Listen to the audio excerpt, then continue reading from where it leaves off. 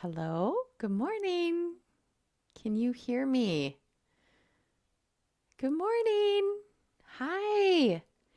Please let me know if you can hear me okay. This is a new format for Facebook Lives, and honestly, it's a little different. So hopefully, give me a thumbs up if you can hear me. And I want to just jump in real quick today to let you know about the self coaching model. So, this is the tool that I learned when I first discovered life coaching, and it was created by Brooke Castillo from the Life Coach School. Now, she didn't come up with this, she just kind of organized it in a way that makes sense.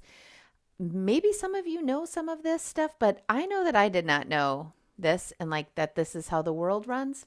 I didn't know this. So, this completely changed my life once I learned how to recognize the model and use the model. So, I just want to first say it's a Saturday morning, and I had to do this on a Saturday morning because it turns out trying to do this kind of stuff with three children at home, going to school, and working around my husband's schedule is trickier than I thought it would be. So there you have it. Husband's sleeping right now. Children are on the Wi-Fi and the dog is outside. We'll see how it goes. Hopefully, I'll be able to get through all of this.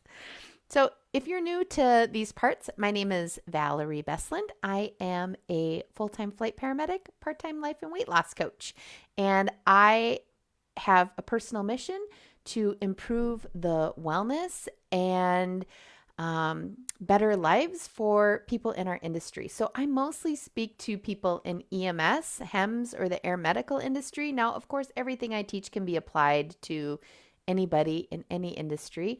Since I've been a flight paramedic for almost 20 years, that is mostly who I talk to. I'm married to Drew, who is also a flight paramedic. So when I say that this is my life, this is my life. I personally had a transformation a couple of years ago by learning these coaching tools and getting a life coach myself. I lost 50 pounds and completely changed my life. And so now I want to help everybody else. So please make sure that you like this, share this with your friends, and interact with me on social media if you would like to. I'm at HEMS Coach pretty much everywhere. So, all right, let's get started. So, like I said, this is the self coaching model.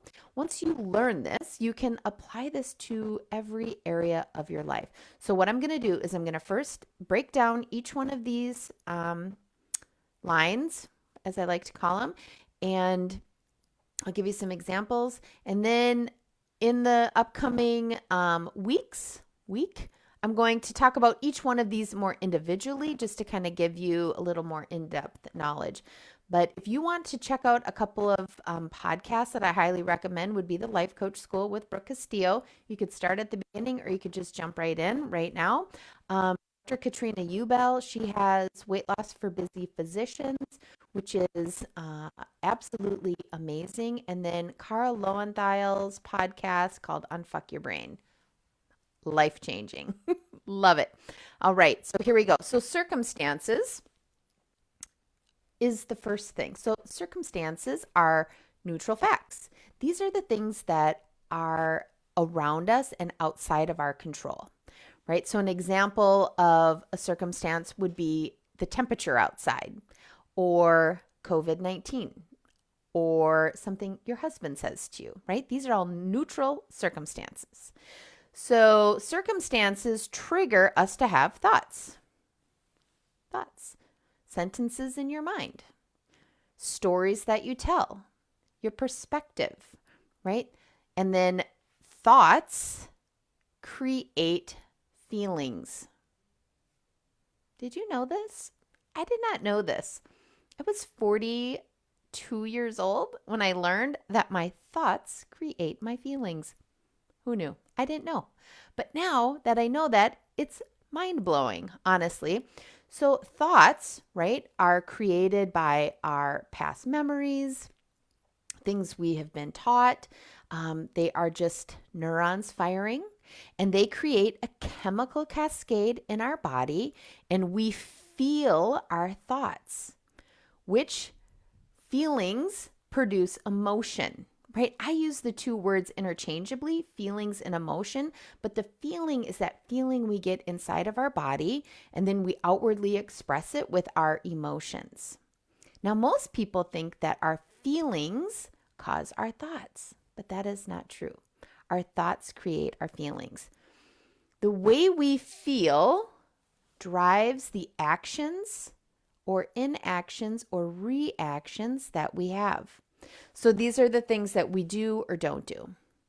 And then our actions, the things that we do and don't do, produce or give us our results, which is otherwise known as your life. So when we're experiencing something, when we have a thought about a circumstance, that creates a feeling inside of our body, and the way we feel drives our actions, and our actions produce our results. And then our result is always proof of this original thought that we had. It's brilliant, actually. I love this. So a lot of times you'll hear me talk about the T line, which is this thought line, or the F line, the feeling line. So if you're having a feeling like disappointment, we just pop disappointment in the feeling line, and then we think, what is the thought that is creating that for you? Right? And then when we feel disappointed, what kind of things do we do or not do? And then what result does that give us? This is such good information to have, you guys. So this is the thought model. Now, I'm going to give you some examples.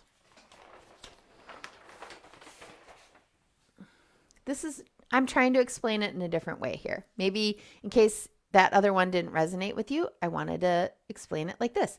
So these are circumstances, right? Food, your boss, your family, things that they say, things that they do, work, COVID-19, and your weight.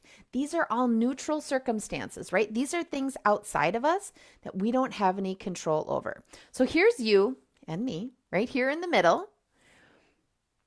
There's this little triangle, right? And so we have thoughts about these circumstances. So these thoughts create the way that we feel about the circumstance, right? And then these feelings drive our actions or inactions, which produce us.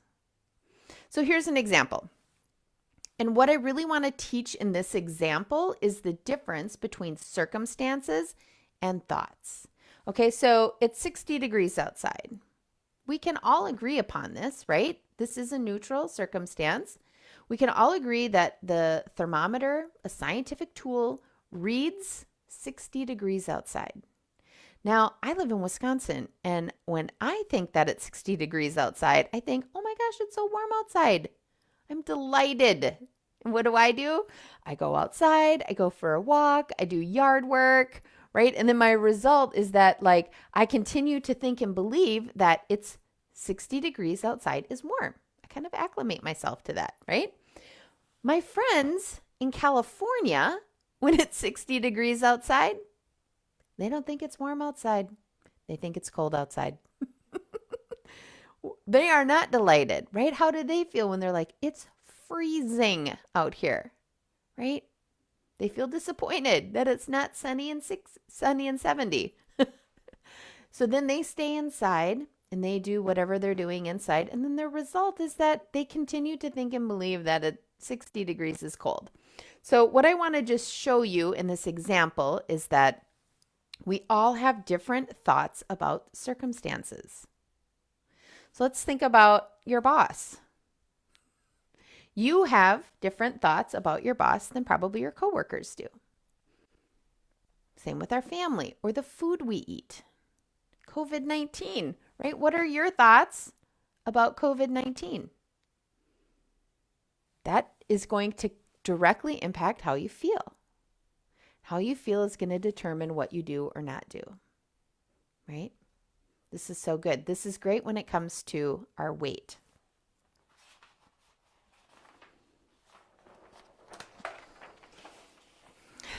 So here's another example.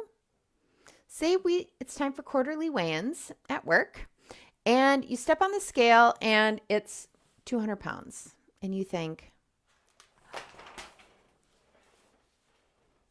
sorry about that. It's just hanging by a thread there. You think, I am so fat. How does that make you feel when you think that thought? I'm so fat. Makes you feel ashamed, right? Or disappointed or frustrated, right? So then what do we do when we feel ashamed or frustrated, right? We usually buffer with food and alcohol. Now, if you're new to me, I use the word buffer as a way to explain how we use food and alcohol when we're not using it to fuel our body. Oops, that fell. I don't know why nothing's wanting to stick on my little thing today. So buffer is like using food and alcohol to buffer or to diminish or to push away the negative feelings we're having. Because our brain thinks that having negative feelings is dangerous and that something very terrible is going to happen to us. And so it does what it knows best, which is to use food to kind of distract us or to soften that negative emotion that we're experiencing. But when we feel ashamed and we buffer with food and alcohol, right, we probably gain weight or we stay the same. And then we continue to think, I'm so fat. This is another thing that we do, by the way, when we're feeling ashamed is a lot of us have negative self-talk. We beat the living crap out of ourselves. And we think that by being really hard on ourselves, it's going to motivate us to stick to our eating plan, to not overeat. But that is not the way it goes. You cannot beat yourself thin. I know this from personal experience. If it were able to work, I'd be a size 0. Now that I know better, I can realize the way that I think always shows up in my result line. So become aware of the thoughts you're constantly thinking. The average person has 40 to 60,000 thoughts per day. And most of them are just recycled thoughts. They're thoughts you keep thinking, thoughts that you had as a child, beliefs that you're still having as an adult, right? And that's holding you back from losing weight. Our thoughts become our results. So if you want to lose weight, you have got to change your thinking. Now, we all think that the way to lose weight is to change this action line, right? Don't eat sugar and flour. Don't eat carbs. Do your diet plan. Like all of those things. If we're only changing the action line and we never change the F line or the T line, you are not going to get the result of weight loss. And if you do, you might only get it temporarily, right? And we want permanent weight loss. I want you to have permanent weight loss by managing your thinking. So when you first learn the model, it's really interesting. Just become aware of your thoughts. See if you can feel how it makes you feel to think those thoughts.